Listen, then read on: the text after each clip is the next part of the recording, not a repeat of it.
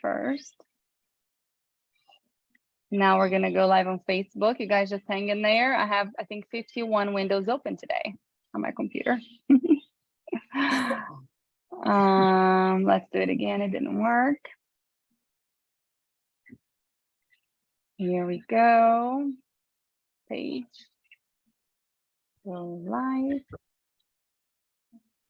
Hello, hello. Welcome, everybody. Happy Thursday. We are here with Elizabeth Dewar-Anthony. We're so happy to have her on Airway Circle today. This is our Thursday night live.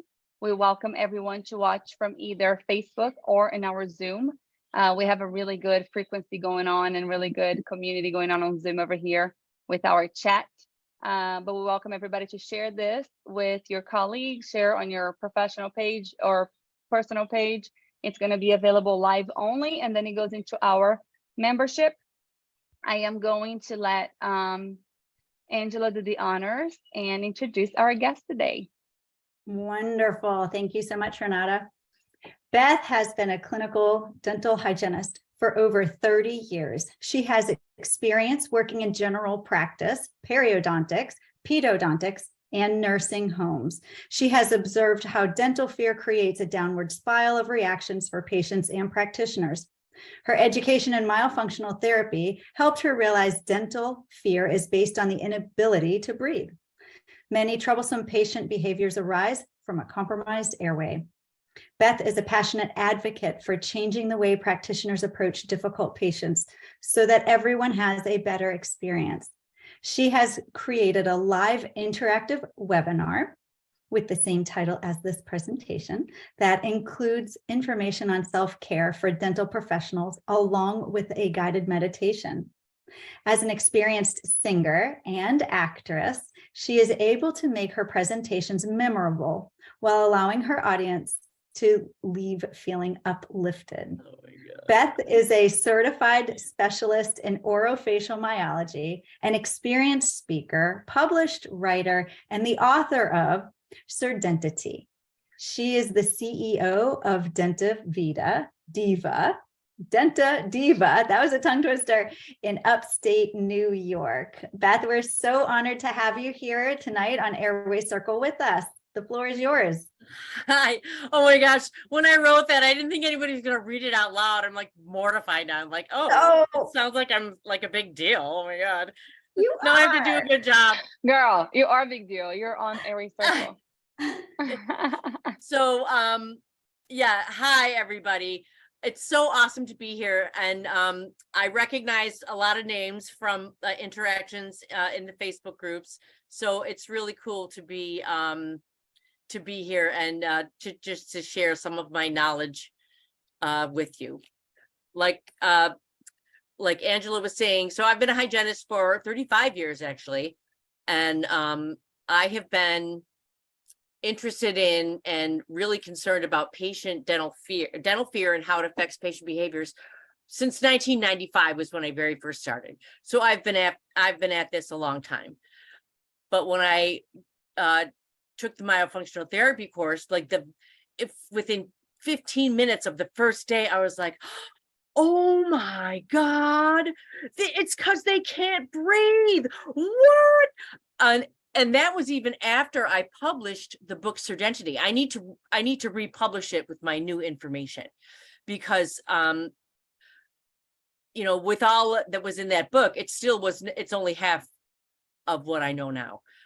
So I'm just really, really grateful to be here. And I love listening to myself talk.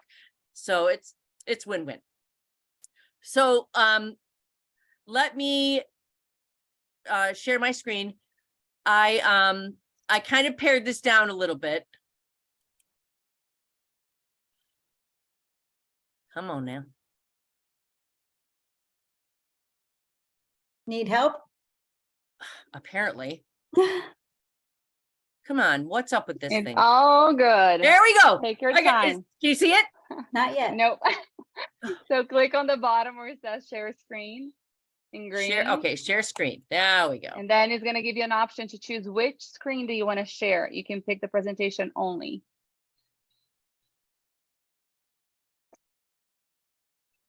Oh, it's coming. Yay. Yay! Good job. All right, woohoo! All right, so airway and patient behaviors, the roots of dental trauma. I also added the word anxiety because one dentist, when I gave this in for the Buffalo, University of Buffalo CE, he thought it was about like getting your tooth knocked out. Dental trauma. So, I mean, he ended up enjoying the course anyway, but it was not what he was expecting. All right, so first things first, intentions and outcome. Oh, you know, we don't intend to create negative experiences for our dental patients, okay? It's not like we're sitting in the morning huddle and it's like, okay, Beth, I want you to traumatize Mrs. Jones over here. Karen, I need you to slice off Mr. Smith's papilla, and I'm gonna break Mr. Jones's maxillary tuberosity, okay? Got it? Let's go. You know, we don't plan these things, okay? And we all have good intentions. We are all good people. But you don't have to, you know, one doesn't have to operate with great malice to do great harm. And I really think it's the absence of understanding that is the problem, and increased understanding brings increased empathy. And if I have to teach you what empathy is, you are in the wrong career, people. So today, my goals, I want to help you increase your understanding, and I want to help everybody increase their serenity. So serenity, you know, serenity is a feeling of peacefulness and calm. So we are healthcare providers. Okay, let's give it up for ourselves.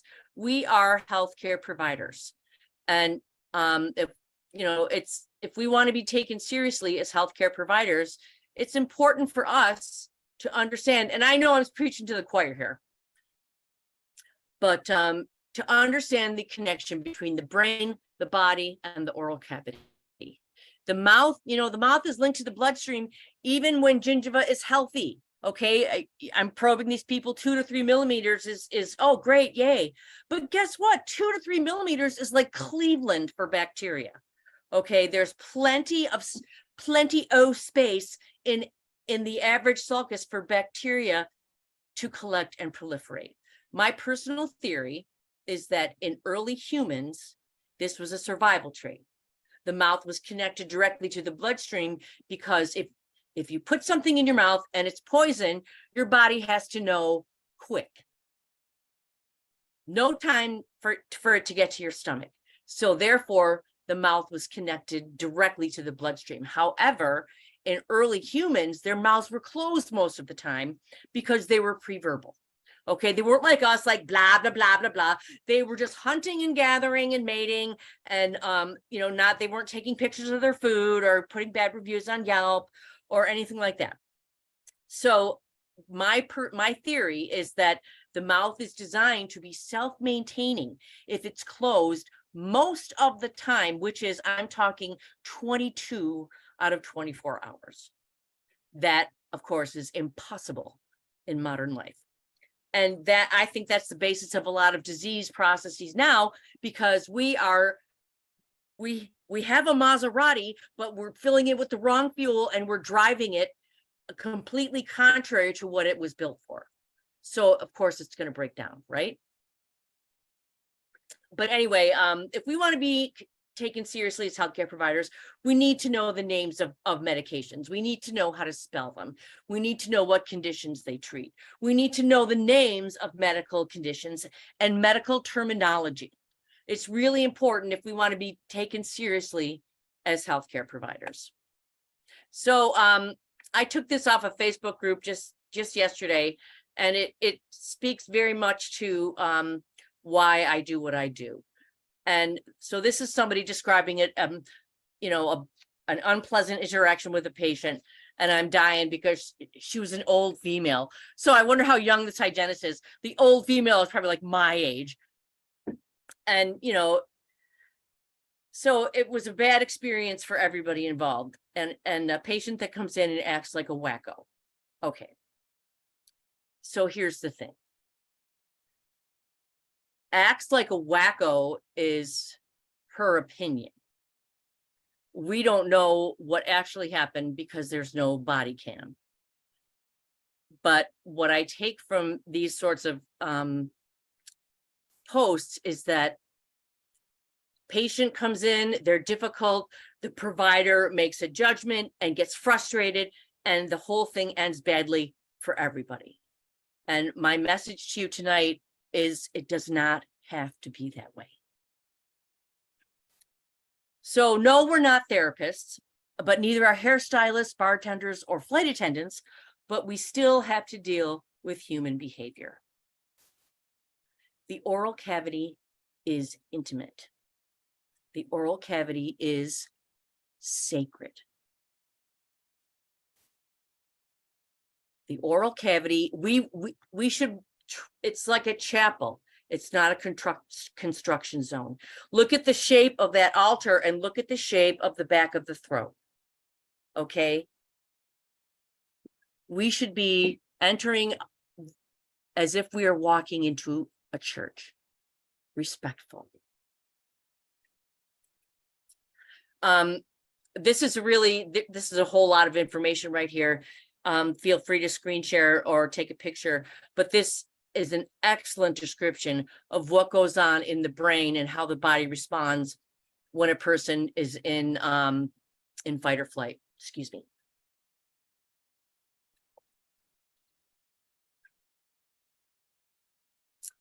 And fear affects people's perception.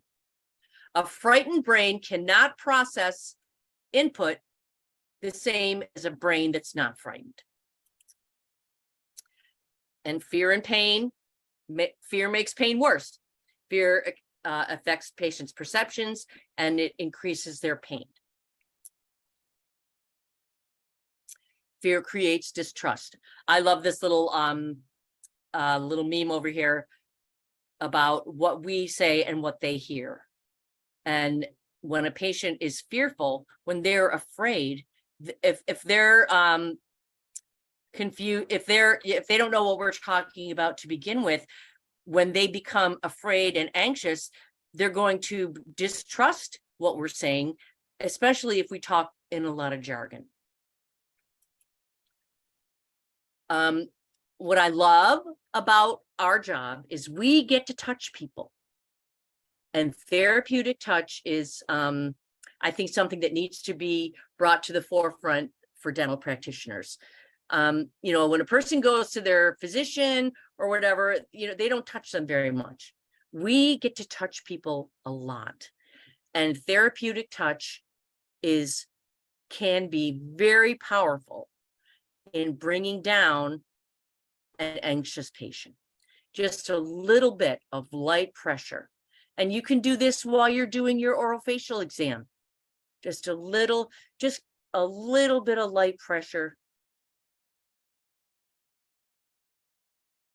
Just to kind of calm things down. So how do patients become traumatized? Well, the factors in creating trauma and anxiety, pain, suffocation, helplessness, shame, and also what makes it worse is the perception of an uncaring provider. So feeling, pain and suffocate, the lack of ability to breathe, these are things that are sometimes unavoidable during a procedure. But if the patient feels like we don't care, that's what reinforces the fear, reinforces the anxiety, and it drives that fight or flight response upwards. So, you have dental disease because your mouth is dirty and you are bad, even if that's not what we're saying. I don't think anybody actually says that, but because of their perception, and maybe somebody did say something like that, this is what they are hearing. Okay, the medical religious model of healthcare is still alive and well, where patient blaming, right? Disease is a punishment, and we blame the patient for their disease. And and health is the will of God. It's gone underground. It's in the background, but it's still there.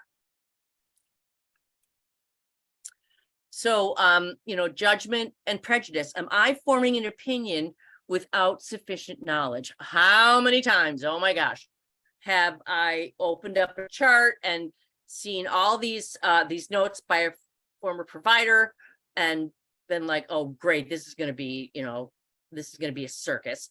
Or, and I've like made up my mind before I even open the door. What I try to do today is to not do that. And I've been doing a lot of substitute work lately, and people wanting to be helpful and wanting to help make my job easier will try to get me aside and give me the rundown on all these patients. And I pretty much just say, you know what, it's going to be fine. We'll just take it as it comes. Don't worry about it. We are going to be fine.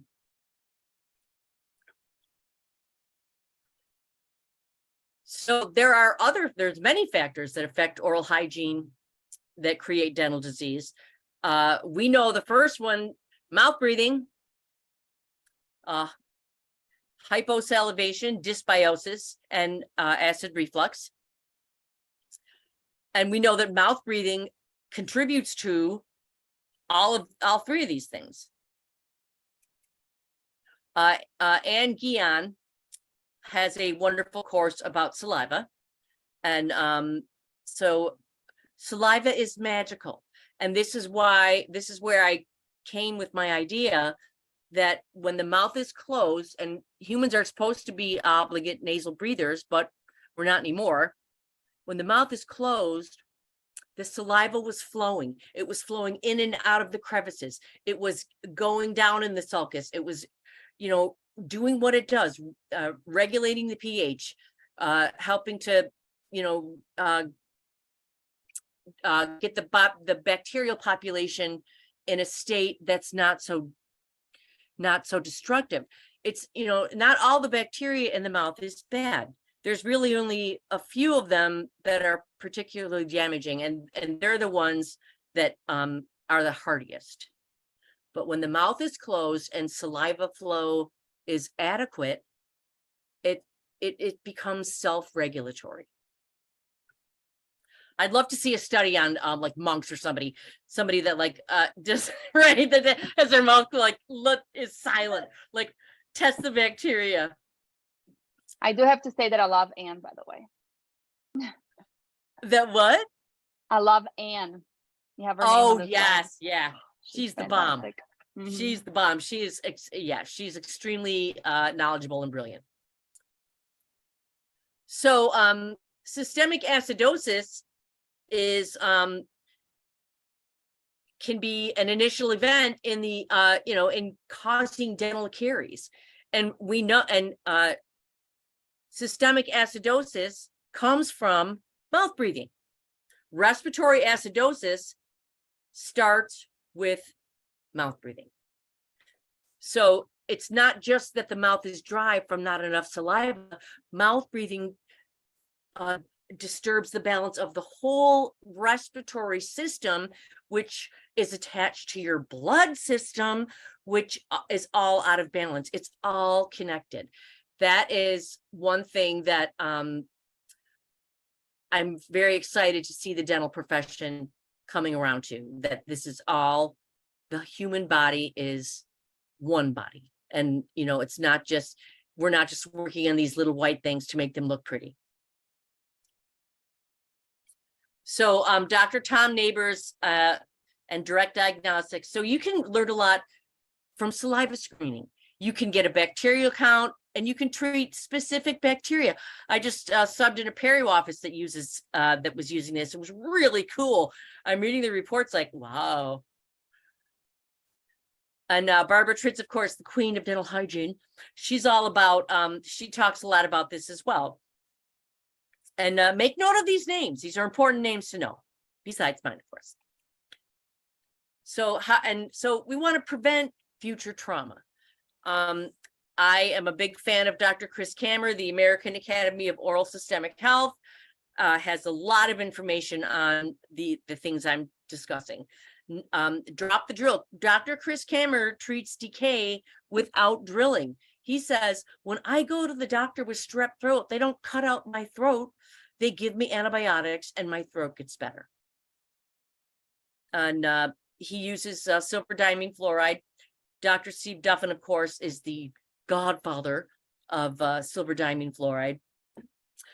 And, you know, when dentistry starts treating whole body health based in the oral cavity, with treating people's breathing as a part of that, and then approaching the treatment of periodontal disease from a perspective of chronic wound management. Why do we act like we're going to cure somebody? And that if they don't get cured, they did something wrong. Okay, this is a little exercise I did. This was a wound on my finger. And look how long it took. It took 10 days. More than 10 days, because the first picture is day 3. So if that took, and eventually it sealed all the way up. So that took 10 days. How do we expect an area that is constantly filled with bacteria that never gets fully cleansed to heal? Why are we expecting that we act as if that eventually people's gums are going to look like my healed finger? And you know, healthy gums look a lot like that, but there's still the 2 to 3 millimeter sulcus that's always there. So what exactly is happening in a periodontal pocket? So you got your biofilm, you got your periodontal pocket, and so the whole system gets screwed up. You know, part of healthy bone maintenance is the body has its little recon system, and it detects diseased bone and it breaks it down, and then it builds it back up. So you have osteoblasts and osteoclasts. In the presence of inflammation, that whole process gets messed up, and the osteoclasts are overacting. They're overproducing, and the osteoblasts can't keep up. And that's what's happening. You know, I'm really glad. It's nice to know you don't need to necessarily tell patients this, but the whole thing is biological. It's not mysterious. It's not, you know, it's really makes perfect sense in the scheme of biologics, of physiologics. So it's, you know, a wound is a disruption of the normal structure. Acute wound is you expect to heal, but a chronic wound is one that's physiologically impaired. I've heard lecturers talk about your gum line is the size of your palm of your hand. But if somebody had, which is true, probably true, however, if you had a sore on the palm of your hand, you would know it. Okay, it would be painful. You would have loss of function. You probably might even be ill. You might have a fever, chills. So the problem with the mouth is that people can walk around with a mouth that's just as septic as that wound, but they have no idea. Non-traumatic instrumentation. I had a really nice visit with several dental hygiene students over the weekend about you know, this career and stuff, and I talked to them about instrumentation, you know, and showing them with the pen, because that's their thing. They're like, oh, calculus, I get with the lingual of 2 and blah. I'm like, look at, just relax, okay? And so instrument got to be sharp. My thing has always been less pressure, more strokes. With a light fulcrum, a very light fulcrum, I start at the margin and work downwards. And with an exploratory stroke, back and forth, back and forth. And then when I feel a deposit, I bear down and remove it. You know, and that's obviously up, you know, can be subject to change without notice. when you have a patient with a lot of super heavy tenacious calculus, which I've been experiencing quite a bit lately. And you know, it's very interesting what we do. All right, so oxidative stress and dyspnea. Airway trumps all. We know this. I am preaching to the choir. And I'm loving the choir, by the way.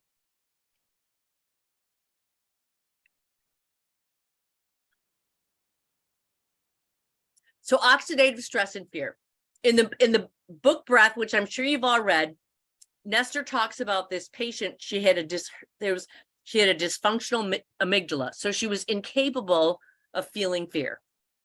And they tried to scare her with like everything, jumping out from around corners, pictures of ghosts, horrible things. And she was like, nah. But when they put something over her mouth, then she couldn't breathe, she panicked. That was the only time she was able to feel and display fear. So the feeling of not being able to breathe is extremely traumatic. So the body is going to survive. The brain is going to survive no matter what. And we compensate to protect our airway and to keep it open. And when patients come in to the dental office, they have these compensations too. And when they're in a position where they're feeling like they're going to be suffocated, they react with, physical, like protect, and the emotional response is anger, defensiveness. So the patient comes in and they display these behaviors, and we label we label their behavior, and then we approach them based on the label. And here's some of the labels we give them: gagger, sensitive, PETA, jumpy, touchy, demanding, bossy, jerk, and a new one, wacko, that I just got from that one thing in the beginning. In Surdentity, I broke down patient presenting archetypes. What I believe, and I still do, if you change the patient label, your approach will change. And I suggested, instead of, Mr. Jones is a jerk, Mr. Jones is fearful, presenting as hostile. Instead of Mrs. Jones is a wacko, Mrs. Jones is fearful, presenting as hysterical. How much do you want to bet the woman in that example had a list of medications this long, had a whole bunch of surgeries, and had all kinds of stress from her family, and nothing was her fault. She was always taking care of everybody else, and she felt very sorry for herself. So that's the classic hysterical patient. And fearful, presenting as controlling, as a clown, and submissive. So that's what I came up with to help people change their approach, change their mindset, so that they approach patients differently. It is my judgment of a patient that creates my suffering. It is not the patient. And the patient knows when we're judging them, and they're reacting to that, and they're just trying to manage their experience. Okay, this is why they don't touch that one, grab your hands. They make me feel dirty. I felt dirty. They make me feel like a bad parent. I'm a baby. I hate this. Just yesterday, a woman crying, shaking in my chair. And she said, I'm pretty tough otherwise. And to look at her, I'm like, yeah, I would want you on my side in a street fight. And she's like, but when it comes to this, I'm like, sweetheart, you are a product of your experience. We are gonna get through this. I also had a patient yesterday who chews tobacco, who knows that he's been told by countless people why it's bad for him. It's literally destroying his mouth. And I'm not ready. I'm not gonna stop. So you know what? I can educate, I can try and motivate, but I am powerless over other people's choices and other people's behavior. So the emotional experience of the appointment is what patients remember. We assess the interaction from our clinical aspect. Well, she had heavy super and subdigital calculus, profuse bleeding. We did a crown on number 3, I feathered the margin, blah, blah, blah. But patients don't understand or particularly care about our technical skills. They don't know good dentistry from bad dentistry. They know, did it hurt? How much did it cost? If a patient can't breathe, their emotional experience of the appointment will be negative. And it doesn't matter how luxurious or fun the surroundings are. Look at kids in these pediatric offices that are like Disneyland. They can't breathe.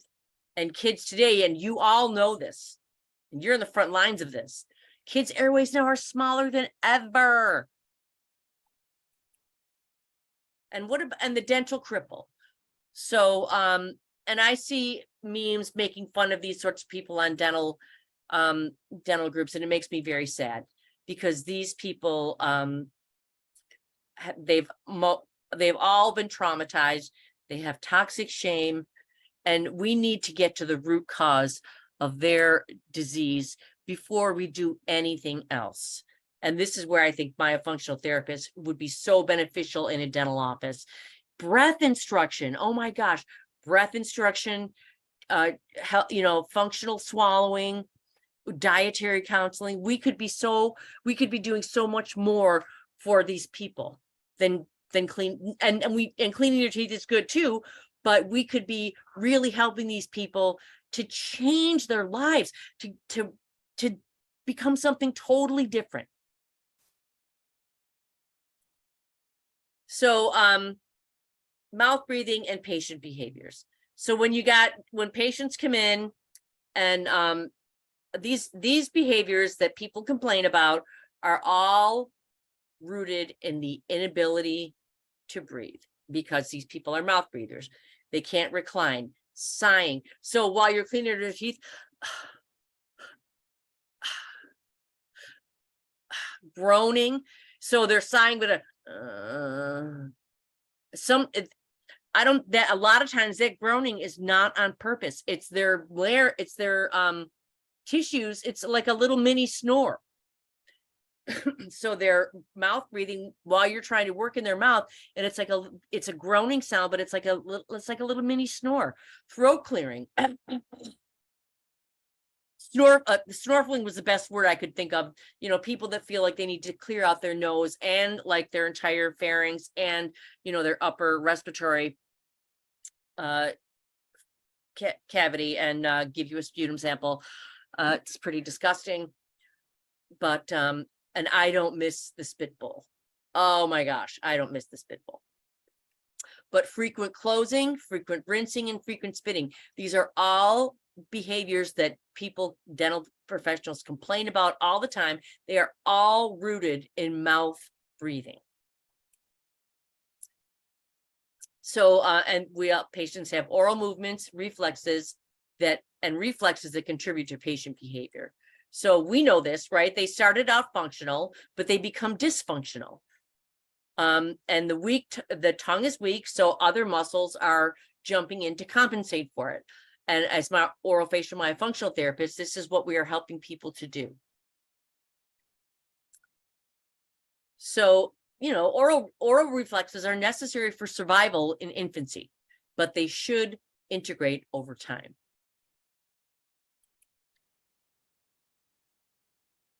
Root, suckle, snout, gag, and bite. These are all these are not, you don't teach a baby how to do these things.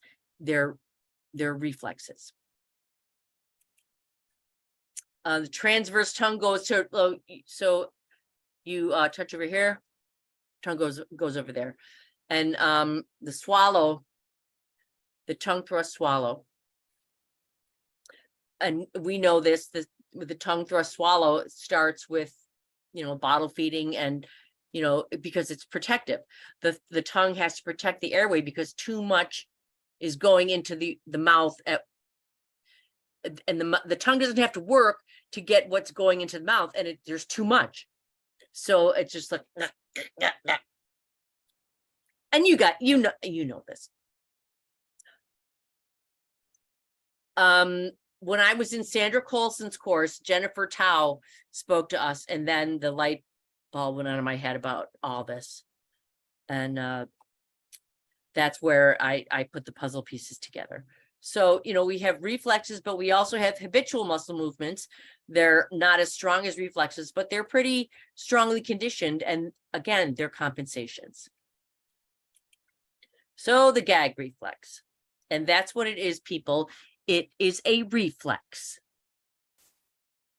The tongue is going to protect your airway no matter what. Your tongue doesn't care. Your brain doesn't care. Your brain is going to breathe. The brain doesn't care how nice I am, what beautiful office I'm in, what freaking institute I went to or graduated from, or anything, or all the certificates on my wall. The brain doesn't care.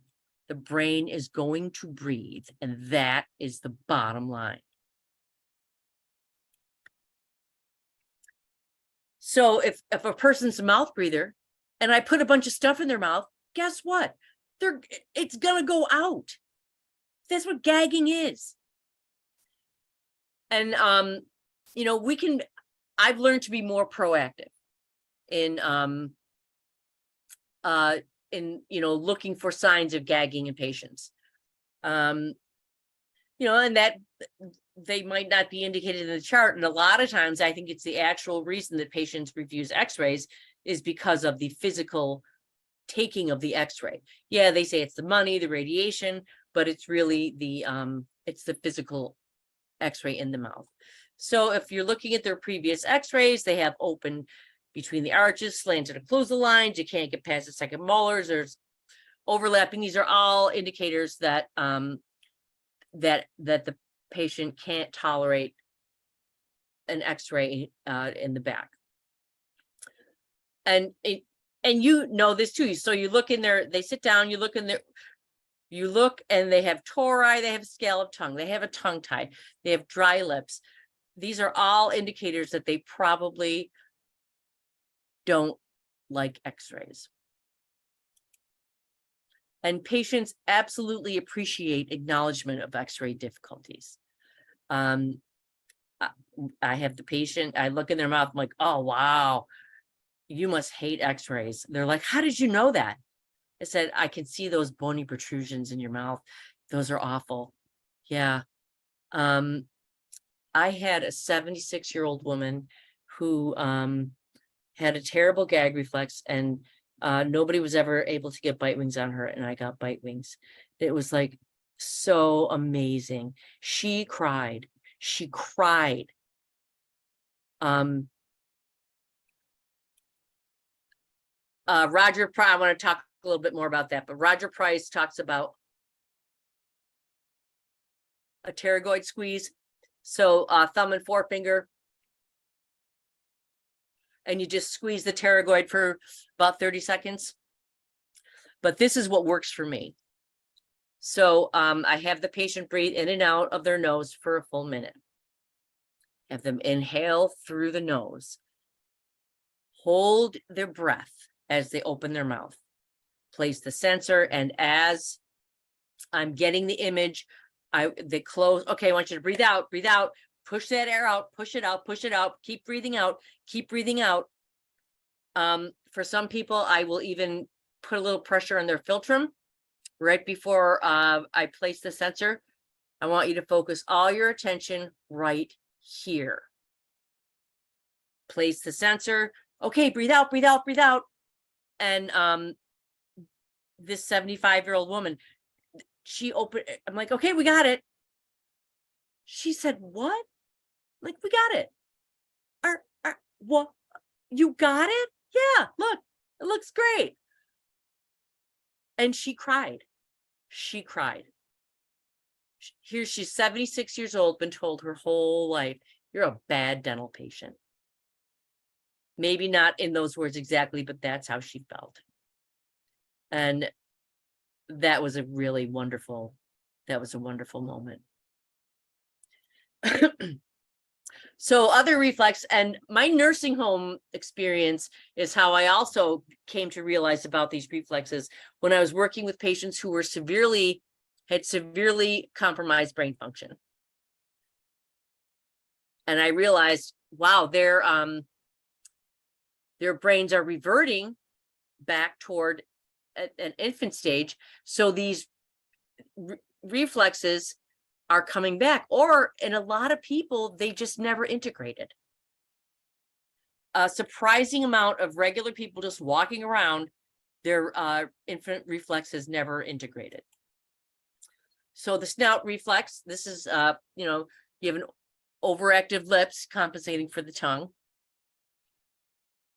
These are the people that you have to really, they have heavy tartar, and when you're working, wait, I think I talked about this, yeah. So when you're working in the mouth, you have the patient close their teeth together, and you pull the lip down, and just keep having them close and pull the lip down, close, pull the lip down. And if you have to do it 100 times, just keep doing it. Eventually you're going to get the job done. And trying to tell the patient don't do that makes it worse. I tell the patient, I'm like, wow, your lip really wants to protect your airway. They're like, huh? I'm like, oh yeah, look at your lip. See how your lip curls up? It's just doing its job. It's just trying to protect your mouth, just trying to protect your airway. And that's what I say too about the tongue. Oh, tongue's doing its job. Tongue's just protecting your airway. It's doing a fine job. So overactive buccinators. I saw this a lot in the nursing home patients, people with dementia. The snout and the cheek tightening, I saw so much, and guess that's my husband and me. I saw this a lot in my dementia patients. Very difficult to get access. So the patient has to close their teeth together and use the mirror or an index finger to retract, and remind them to nasal breathe. Having the patient focus on nasal breathing during all of these things is very helpful. And this works well for everybody.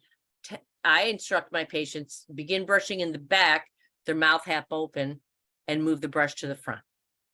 And when I show them, they're like, that can't possibly be cleaning my teeth, because they're using like a hard brush.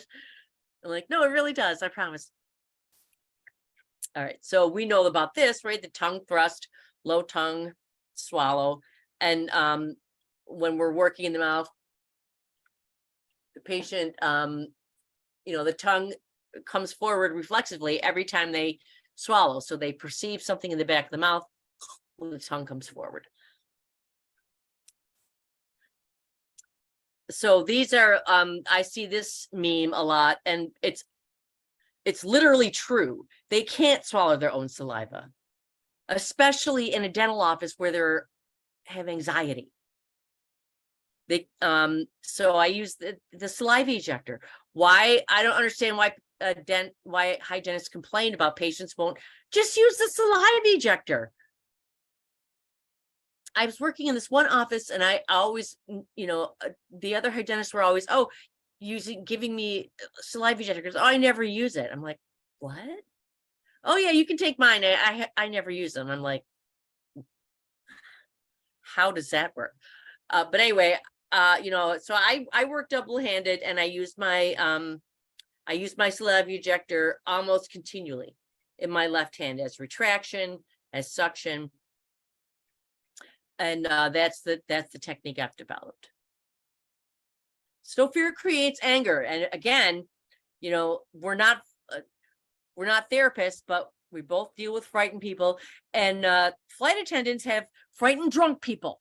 So at least we're not serving drinks in the waiting room. And if a patient comes in and they've been drinking, that's a red flag. Anger is a secondary emotion. And patients who are afraid and who become angry can act out. And these are just a couple of resources for situations which, God forbid, they should happen. But this is the world we live in, that people who are angry feel that they have the right to act out. So these were different resources for inappropriate behavior from patients. Dr. Ronnie Brown has a wonderful course about treating patients under the influence. Really, really good. And, it's something the office has to talk about and have a clear policy. When we're setting boundaries, okay, with patient, if a patient is being inappropriate, I can deal with up to a level, but if someone's being, cursing, using curse words, or, threatening, that sort of thing, you stop working. You make eye contact, a low voice, an even tone, and a neutral facial expression. And you don't apologize. You're making me uncomfortable right now with what you're saying. I need you to stop. And if they don't stop, then it's up to your discretion. Hopefully they do. But if they don't, nobody has to tolerate abuse. I'm all for I'm passionate about giving patients a good experience. But one time when I was living in Colorado, I gave this guy an injection, and he went down in the bathroom and punched the wall and yelled. I'm like, whatever, dude. That's just not appropriate.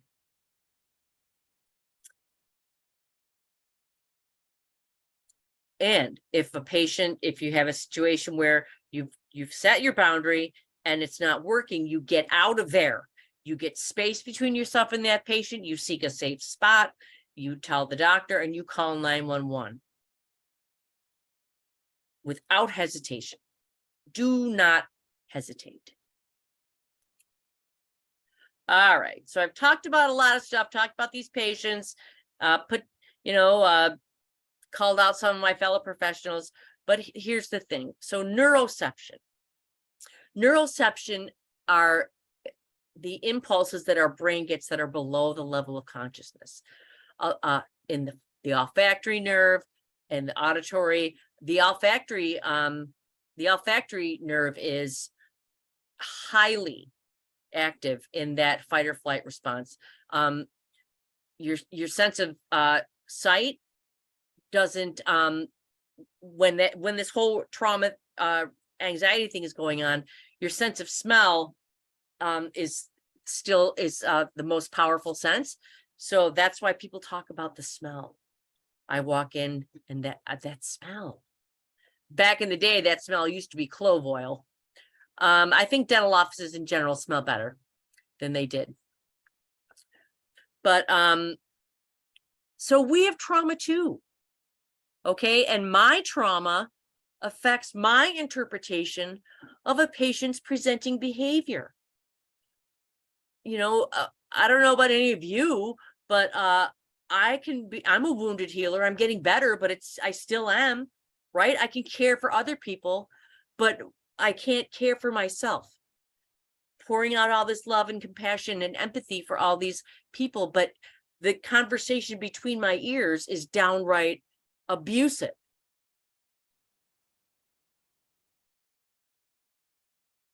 Before we can facilitate change in others, we need to first change ourselves. When I change, my world changes. And certainty comes from a lot of the information that I got from certainty came from me putting together the puzzle pieces of my journey toward wholeness and finding out things about myself and working through them.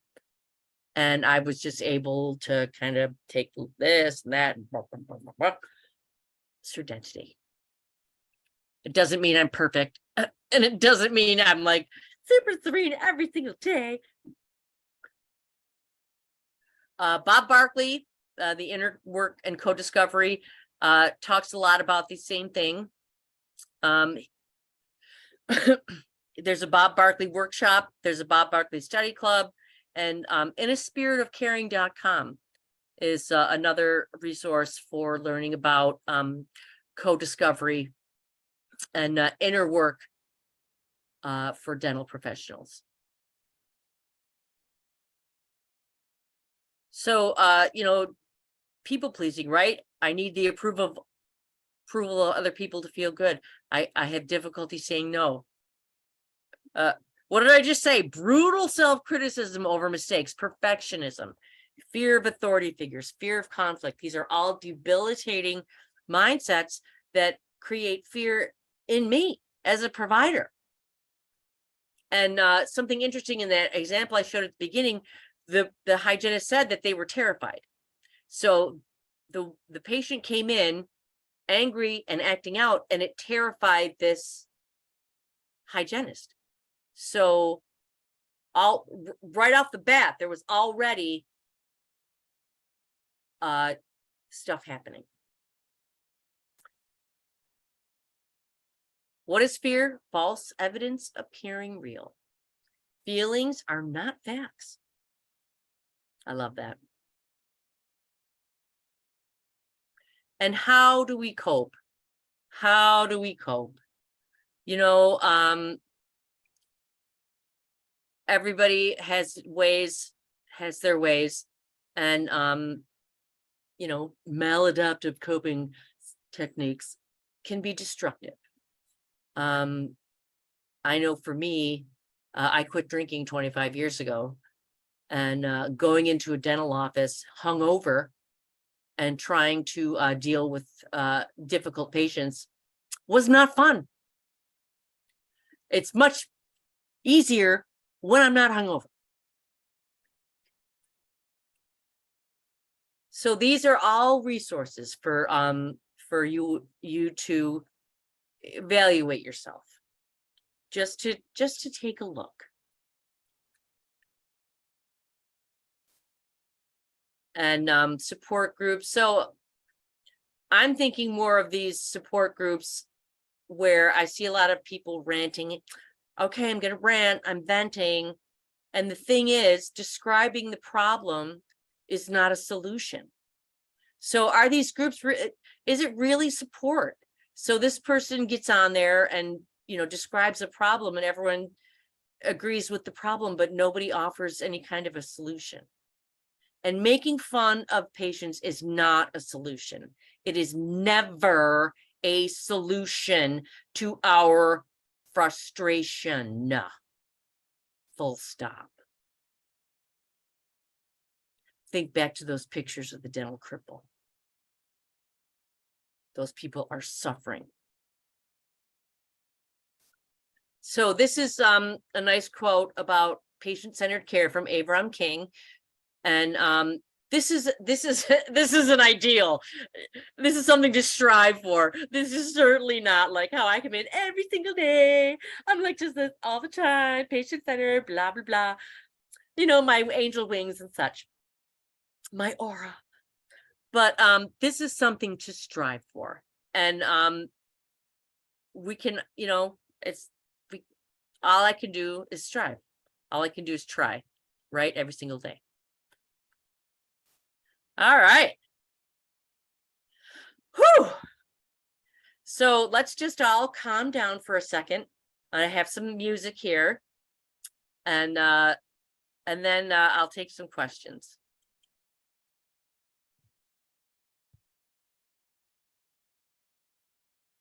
In through the nose. Hold in for 5. Hold for 5. Out for 10.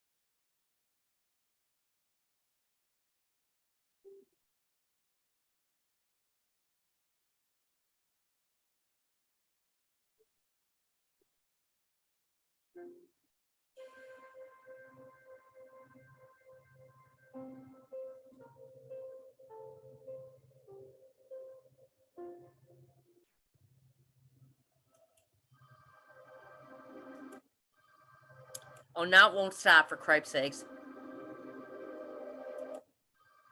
All right, well, I guess I'll just get out of it. There we go.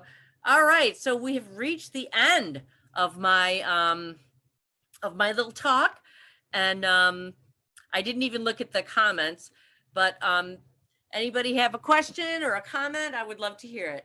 Oh, Oh, Beth, but you it's had late me- though. I took the whole hour.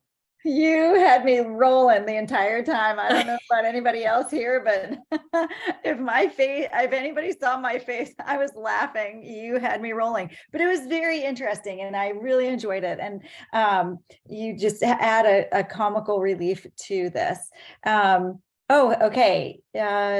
Dr. Michael Steinberg here says, how about when a 9-year-old kid is acting out in front of the mother that clearly has never disciplined that kid? Great That question. is a tough one. Hmm. Very tough. And yes, I'm more upset with the mother. So for me, I have to really get that kid to focus on me.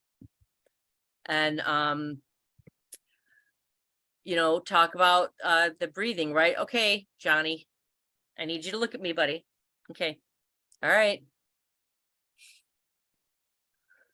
Sometimes, I can get a kid's cooperation because I'm good at saying goofy, what are you talking about, dude? What are you doing, man? Or I can imitate Disney characters and stuff. But so doing something to draw draw him in. But sometimes it's about just getting through and doing what we can do. And that's that's how it is sometimes. But I try to get the kid to focus on me and not look to the parent. Yeah, that's right. And sometimes, gosh, those parents will just chime in and Yeah, it's tricky. yeah. It can be a very tricky and sticky situation. And sometimes I do ask the parents, would you mind just standing right out here where he can't or she can't, see Yeah, you? yeah. And maybe we can just have a little bit more of a communication here with just the two of us, but you still have access to viewing us. But as long as, Susie Q doesn't see you, then maybe there might be a little bit of different interaction or something. Yeah. Now it doesn't always work Right. out that way, but We it's are always human. worth a try. That's right. We are human. Yeah. It writes back. Thank you so much. You're a hoot. Marvelous is what he says. Anne says, as a non-dental professional, this was enlightening. Thank you. Anne You're is welcome. our marvelous speech and language pathologist on Airway Circle. And she is something very, very special to all of us. So that was great. We did have awesome. Yeah, we had a couple of comments on when you were talking about gagging. There were some recommendations that were put here and in the chat box. So I don't know if everybody has seen them, but someone uses a packet of salt, sprinkle some on the tongue. I've heard that. Okay, yep, that works about 95% of the time. Yeah, Mhm. unless they have high blood pressure. I had an issue with that one time. Ooh, good point. Yeah, so then I started asking every time, do you have high blood pressure? Okay, well, Right, I'm right. gonna do this. And it is easy. It works every time. Yeah, And I yeah. used to explain to my patients, they would be like, why did that work? And I would tell them, whenever you have something that doesn't belong in your mouth, like an x-ray or, all that stuff, Mhm. your brain know it doesn't belong in there.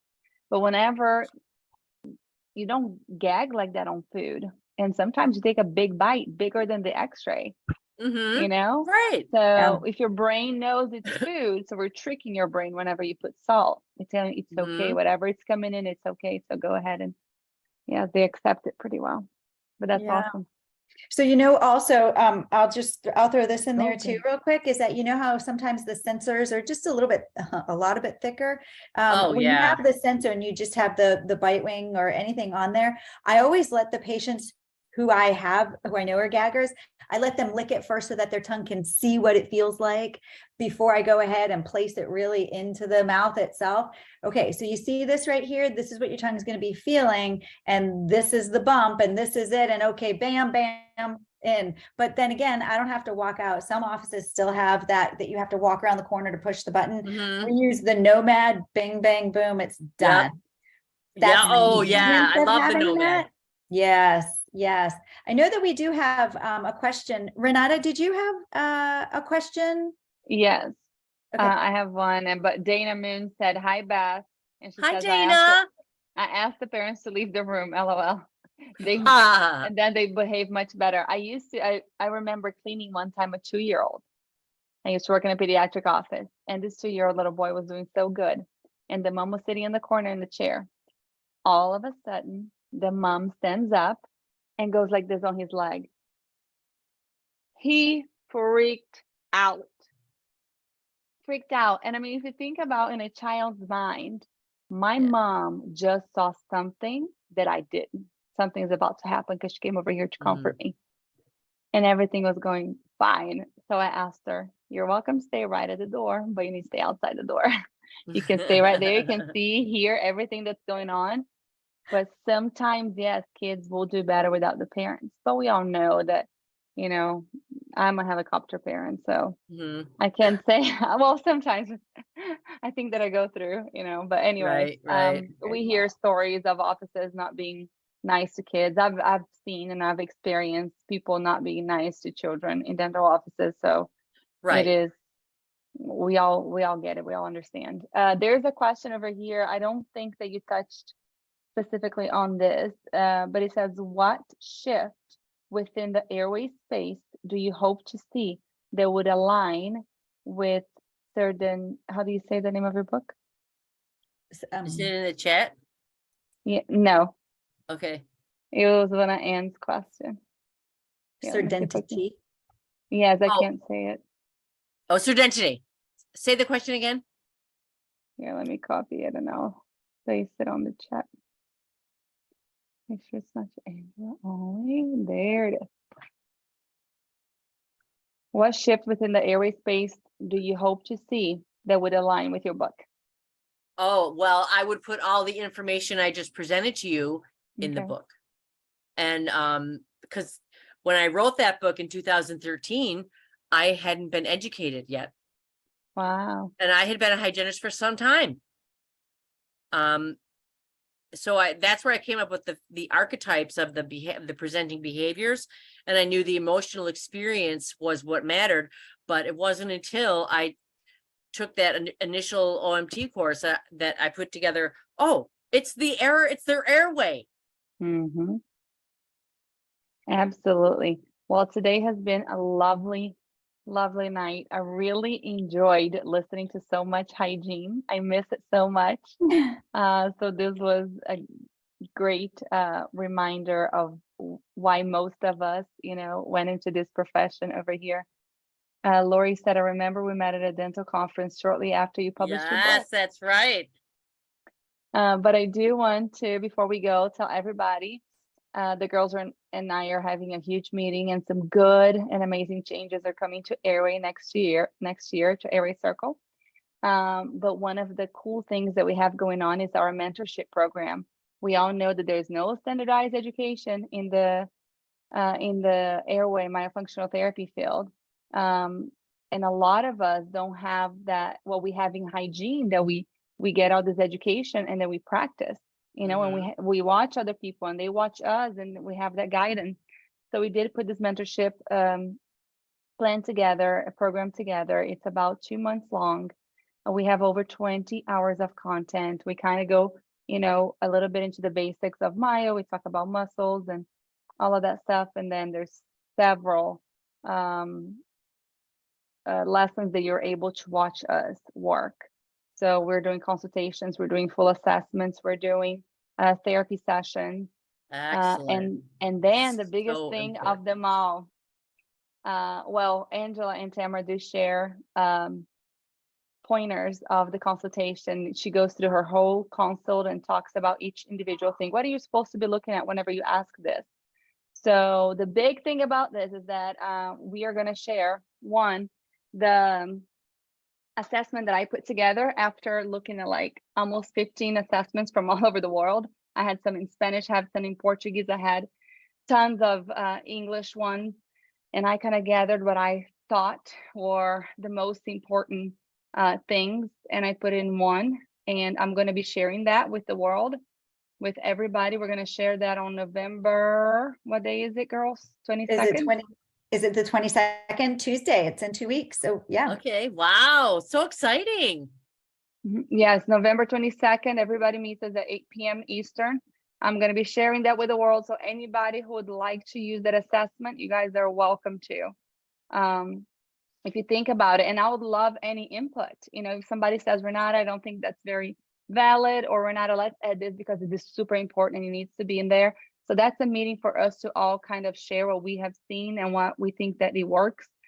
Because how incredible would it be for us to have a more universal, in, you know, quotations, more universal assessment where we could, you know, send a referral to a provider and they kind of would already, you know, expect what to see. Or if we're communicating with another myofunctional therapist, you know, plenty of times we're, you know, referring patients to each other.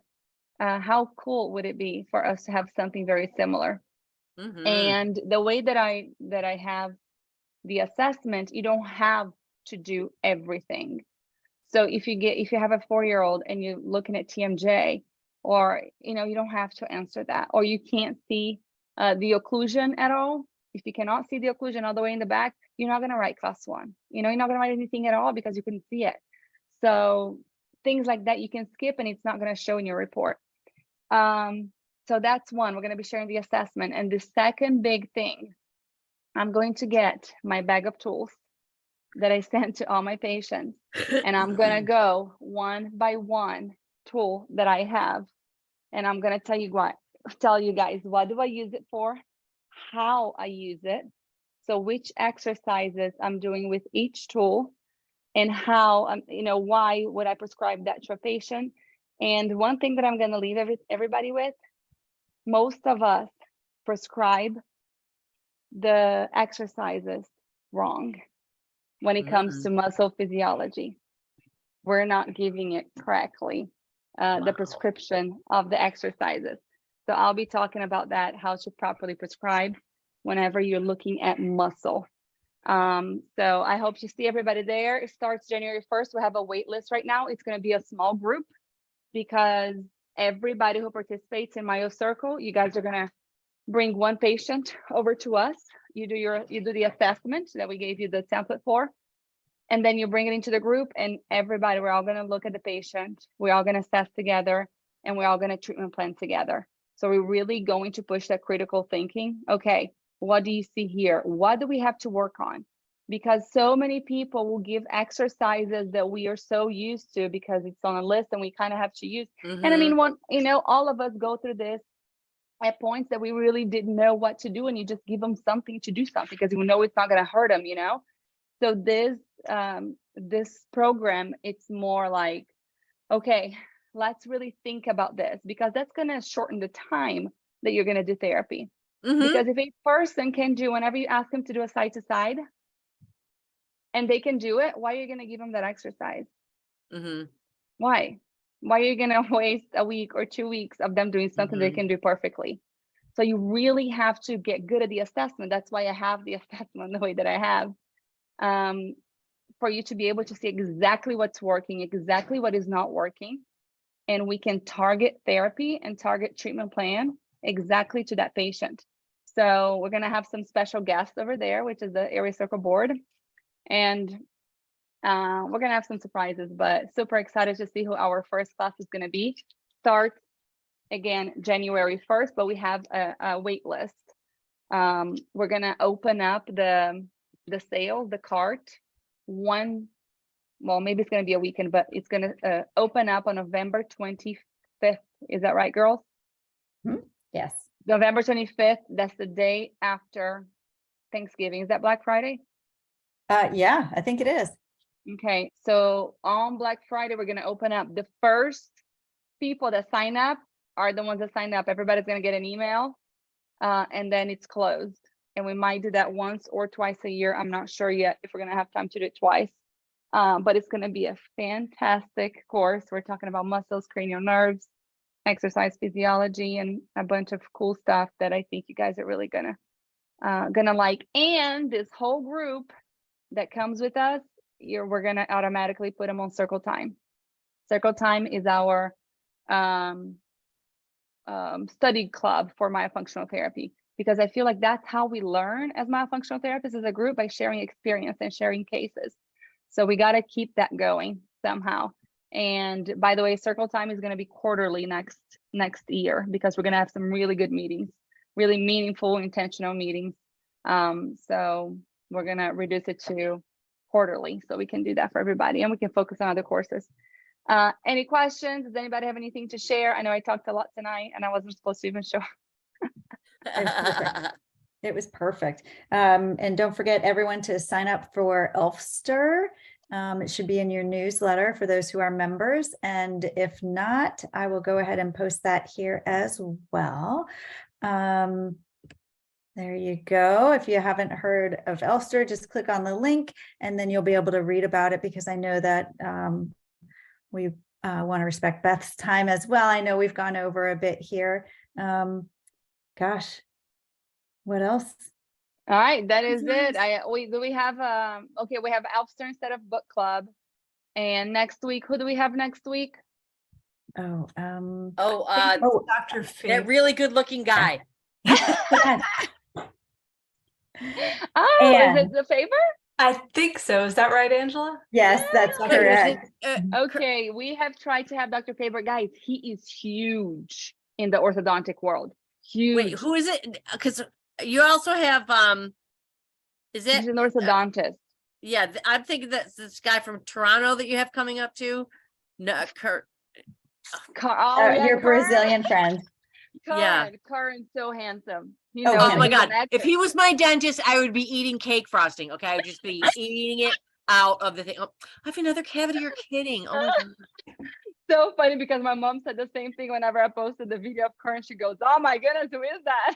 Yeah, he is, but he teaches us. He has an expansion project. I think it's sold out now, but it's going to be in January. He has another one, I think, in April. But he teaches dentists how to become very profitable and how to kind of like go next level personal and sales, and how to rearrange your business to be successful. So it's called the Expansion Project. It's in Mexico.